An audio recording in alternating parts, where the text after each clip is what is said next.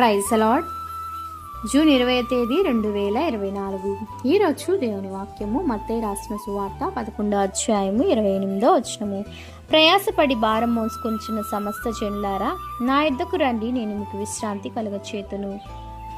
అవును క్రీస్తునందు ప్రియమైన వారులారా, దేవుడు దీన మనస్సు గలవాడు కనుక మీ మీద ఉన్న కాడిని అనగా సమస్యలను బలహీనతలను దేవుని సన్నిధిలో విడిచిపెట్టండి.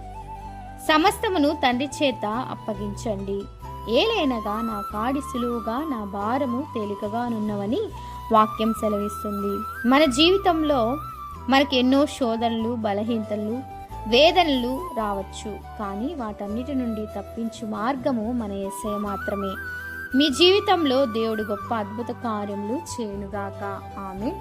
ప్రేయర్ టవర్ మినిస్ట్రీస్లో మీ సహోదరి. God bless you all.